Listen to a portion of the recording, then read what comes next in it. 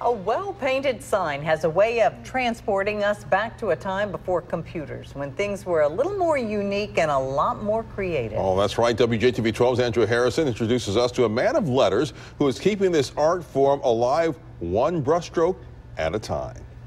You probably pass by his work on a daily basis. Paul Gore owns A to B Signs in Clinton. His mentors include Barry Hanna, Byron Lynham, Willis Coker, Bob Dunaway, and of course his father, Dr. Sam Gore, who at somewhere north of Naughty still chairs the art department at Mississippi College. This Ford Roadster dates all the way back to the late 1930s. Wilson Tire donated it to the Boulevard Project in Clinton.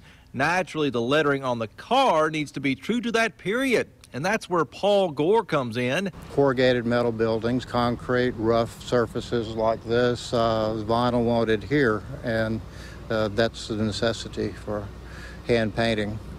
And there's some things that can be done with a brush that you just can't do with a computer. And Paul should know he's been painting like this for 50 years. When Paul got 14, they just sanded him some brushes and he went out and did Barry Hanna's dad sign, and apparently it was acceptable because he's been able to do this ever since. With the next generation of graphic artists relying mostly on computers, it's comforting to know that someone still knows his way around a brush. This is something Paul enjoys doing. He's able to do it. It gives a little artistic touch to his business, because cutting vinyl on a computer is not very stimulating. And Paul loves painting freehand. Through the years, cars have served as an inspiring canvas.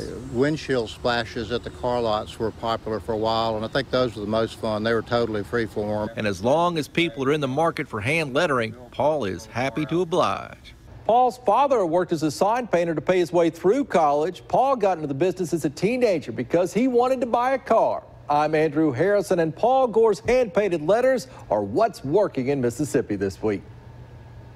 Paul has skill there. No, lovely story. Definitely. Paul also did the signs that were featured in the movie My Dog Skip, where present-day Canton was transformed back into the 1930s. He got a real kick out of seeing his name in the credits. Good for him.